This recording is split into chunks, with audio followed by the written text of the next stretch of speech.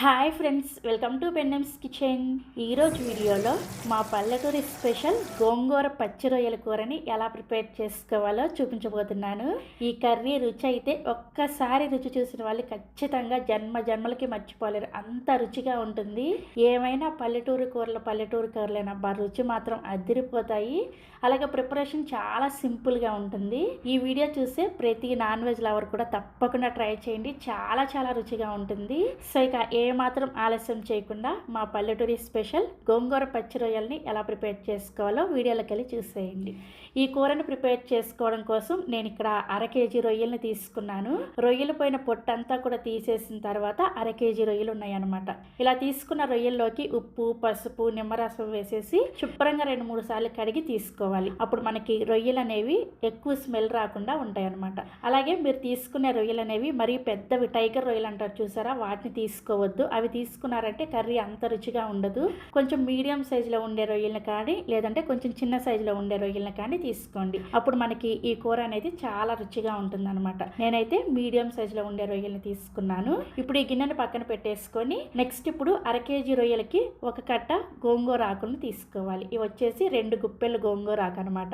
ఈ ఆకును కూడా శుభ్రంగా కడిగేసి తీసుకోవాలి. ఇలా తీసుకున్న ఈ గోంగూర ఆకుల్ని ఒక గిన్నెలోకి తీసుకొని ఇందులోకి 3-4 వరకు పచ్చిమిర్చిని ఇలా సగానికి తుంచుకొని వేసుకోండి. మళ్ళీ మనం ఇందులో కారం వేసుకుంటాం కాబట్టి పచ్చిమిర్చి కొంచెం తక్కువగానే వేసుకుంటున్నాను నేను. అలాగే ఇందులోకి సగం మీడియం సైజులో ఉండే ఉల్లిపాయని ఇలా ముక్కలుగా కట్ చేసుకొని వేసుకోండి.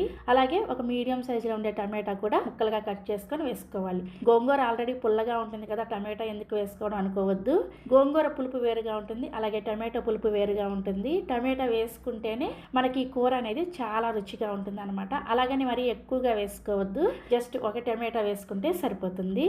ఇందులోనే 1 గ్లాస్ అన్ని నీళ్ళని కూడా వేసేసుకొని మూత పెట్టేసి లో ఫ్లేమ్లోనే గోంగూర, టమాటో అలాగే ఉల్లిపాయ ఇవన్నీ కూడా చిన్న మంట మీదే బాగా మెత్తగా ఉడికేంత వరకు ఉడికించుకోవాలి. ఈలోపు ఇంకొక స్టవ్ మీద ఇలా ఒక కడాయిని పెట్టుకొని ఇందులోకి మనం ముందుగా శుభ్రంగా కడిగి పెట్టుకున్న ఈ రొయ్యలన్నిటిని కూడా వేసేసుకొని 1 టీ స్పూన్ దాకా ఉప్పుని, 1/2 టీ స్పూన్ దాకా పసుపుని కూడా వేసేసి ఒకసారి కలుపుకొని మీడియం ఫ్లేమ్లోనే ఈ రొయ్యల్లో నుంచి నీళ్లు ఊరి ఆ నీళ్ళన్నీ కూడా ఎగిరిపోయేంత వరకు ఉడికించుకోవాలి. మూత పెట్టాల్సిన అవసరం ఏమీ లేదు. కొంచెం సేపుతో చూసారా, రొయ్యలు చక్కగా ఉడుకుతూ రొయ్యల్లో నుంచి ఇలా నీళ్లు ఊరుతాయి అనమాట. ఇవన్నీ కూడా పూర్తిగా ఎగిరిపోవాలి. అప్పటి వరకు కూడా ఉడికించుకోవాలి. మంటని హై ఫ్లేమ్లో పెట్టొద్దు, మీడియం ఫ్లేమ్లో ఉడికించుకుంటే రొయ్య కూడా చక్కగా ఉడికిపోతుంది అనమాట. సో చూసారా, నీళ్ళన్నీ కూడా ఇలా పూర్తిగా ఎగిరిపోయాయి కదా. ఇప్పుడు వీటిని ఒక గిన్నెలోకి వేసుకొని రెడీగా పక్కన పెట్టేసుకోండి. రొయ్యలు ఉడికేలోపు మనం ముందుగా ఉడికించుకుంటున్న గోంగూర కూడా చూసారా చక్కగా ఉడికిపోయింది కదా. ఇలా మెత్తగా ఉడికిపోవాలన్నమాట గోంగూర అనేది. ఇప్పుడు స్టవ్ ఆఫ్ చేసేసి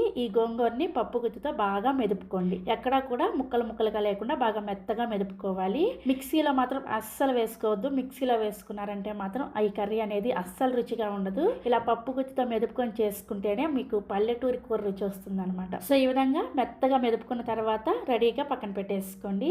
నెక్స్ట్ ఇప్పుడు కూరను ప్రిపేర్ చేసుకోవడం కోసం కడాయిలోకి 4 టేబుల్ స్పూన్ల దాకా నూనె వేసుకొని వేడి చేసుకోండి. నూనె వేడైన తర్వాత 2 మీడియం సైజులో ఉండే ఉల్లిపాయల్ని ఇలా ముక్కలుగా కట్ చేసుకొని వేసుకొని ఫ్రై చేసుకోవాలి. ఈ ఉల్లిపాయలు వేగేటప్పుడు ఇందులోకి కొద్దిగా ఉప్పుని వేసుకొని వేయించుకున్నారంటే మనకి ఉల్లిపాయలు తొందరగా వేగిపోతాయి అనమాట. అలాగే 1/2 టీ స్పూన్ దాకా పసుపుని, 1 రెమ్మ కరివేపాకుని కూడా వేసేసుకొని వేయించుకోండి. ఉల్లిపాయ చూసారా ఇలా కొంచెం వేగిన తర్వాత ఇందులోకి 2 టీ స్పూన్ల దాకా అల్లం వెల్లుల్లి పేస్ట్ ని వేసుకొని అల్లం వెల్లుల్లి పేస్ట్ పచ్చివాసన పోయేంత వరకు లో ఫ్లేమ్ లోనే వేయించుకోండి. అల్లం వెల్లుల్లి పేస్ట్ పచ్చివాసన పోయేంత వరకు వేగిన తర్వాత 2 టీ స్పూన్ల దాకా కారం వేసుకోండి.